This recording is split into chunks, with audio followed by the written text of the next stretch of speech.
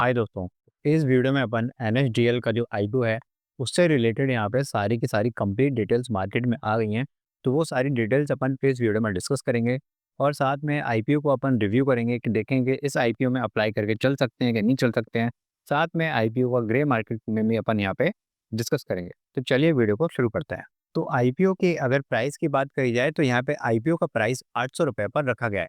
अब यहाँ पर देखिए पिछले वीडियो में हमने यहाँ पर देखा था कि जो अनलिस्टेड मार्केट है वहाँ पर जो लेटेस्ट प्राइस गया था वो 1025 रुपये के आसपास गया हुआ था।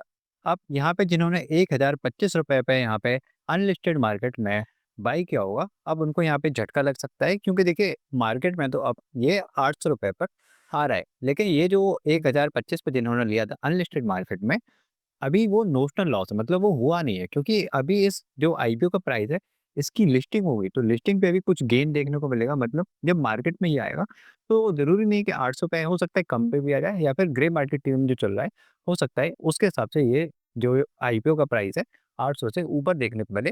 तो जिन्होंने 1025 पे यहाँ पर दिया होगा तो उनको थोड़ा रिलीफ मिल सकता है। इसलिए बोलते हैं कि आप अगर अनलिस्टेड मार्केट में बाइंग या सेलिंग कर रहे हैं कोई भी आईपीओ की तो उसकी वैल्यूएशन पर बिल्कुल ध्यान दें, क्योंकि लोग वैल्यूएशन पर ध्यान नहीं देते हैं। वहाँ पर ऐसी बहुत सारी कंपनीज हैं जिनकी बहुत ज़्यादा हाई वैल्यूएशन है, जो ऊँचे दाम पर वहाँ पर मिलती हैं, पर वहाँ पे लोग उसको बाय करके चल देते हैं, बाद में उनको लॉस देखने को मिलता है। और यही सेम लॉस लोगों को एचडीबी फाइनेंशियल आईपीओ जो निकला था वहाँ पर भी अनलिस्टेड मार्केट में लोगों को बहुत भारी लॉस देखने को मिला था। तो अगर ग्रे मार्केट प्रीमियम की बात करते हैं तो ग्रे मार्केट प्रीमियम कंपनी का ₹147 चल रहा है। अगर परसेंटेज वाइज देखेंगे तो 18.3% चल रहा है, जो 800 रुपये का प्राइस है उसके ऊपर अगर अपन परसेंटेज वाइज देख रहे हैं तो आईपीओ की डेट्स भी यहाँ पर आ गई हैं। तो 30 जुलाई से ये आईपीओ स्टार्ट हो जाएगा और 1 जुलाई आईपीओ का क्लोजिंग डेट हो जाएगी। अलॉटमेंट आपको 4 अगस्त की रात को देखने को मिल जाएगा और लिस्टिंग जो इस आईपीओ की हुई वो 6 अगस्त को आपको देखने को मिलेगी। अब यहाँ पर कंपनी का जो इश्यू साइज़ है वो काफ़ी ज़्यादा है, 4012 करोड़ का यहाँ पे आईपीओ का इश्यू प्राइस है।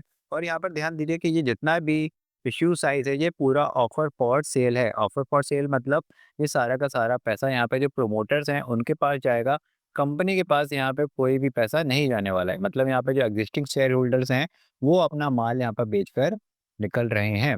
लेकिन यहाँ पे देखिए वैल्यूएशन ठीक-ठाक आ रही है, वो अपन अभी आगे डिस्कस करेंगे। और साइज़ भी यहाँ पर काफ़ी बड़ा है, 4000 करोड़ का ये आईपीओ है।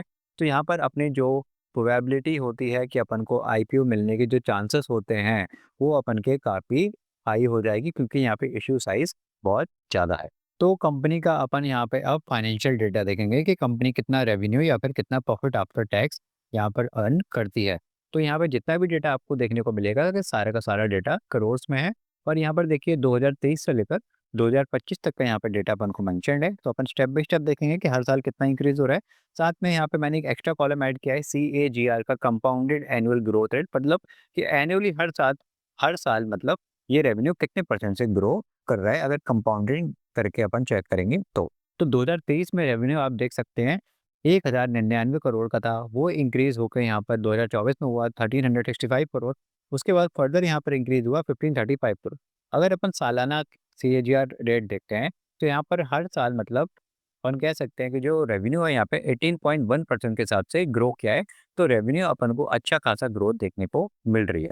अब बात कर लेते हैं कि प्रॉफिट आफ्टर टैक्स, मतलब कंपनी रेवेन्यू तो अर्न कर रही है, लेकिन रेवेन्यू के बाद सारा खर्चा निकालने के बाद कितना प्रॉफिट बच रहा है। 2023 में था 234.8, ये इंक्रीज हुआ है 275.8। उसके बाद 2025 में फर्दर इंक्रीज हुआ है यहाँ पे 343.1 करोड़ का। तो यहाँ पे देखिए जो अपना प्रॉफिट आफ्टर टैक्स है उसमें भी हमको कंटिन्यूस इंक्रीजिंग ऑर्डर दिखाई दे रहा है।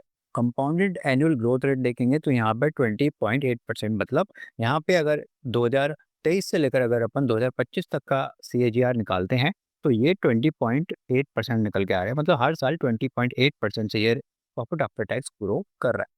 तो ये अपन को बहुत अच्छा डेटा देखने को मिल रहा है, क्योंकि यहाँ पर कंपनी का देखिए रेवेन्यू जो था वो अपन को इंक्रीजिंग ऑर्डर में दिखाई दे रहा है।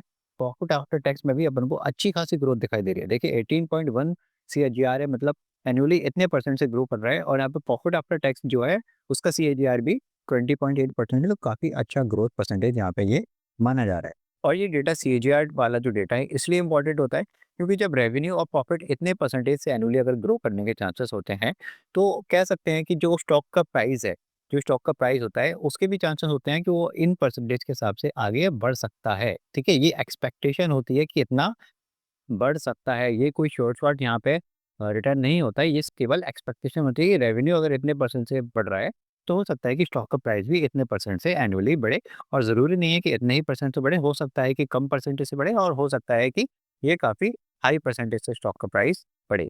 कंपनी की बोरोइंग्स देख लेते हैं, तो देखिए तीनों साल में कंपनी की बोरोइंग्स यहाँ पे ज़ीरो है, तो कंपनी पूरी डेब्ट फ्री है, कंपनी के पास कोई भी यहाँ पे कर्जा नहीं है, तो ये काफ़ी कंपनी की एक पॉजिटिव बात है। अब यहाँ पर एनएसडीएल का जो आईपीओ है, उसको अपन कंपेयर करेंगे, जो सीडीएसएल का जो आईपीओ है, ऑलरेडी स्टॉक मार्केट में लिस्टेड है उससे।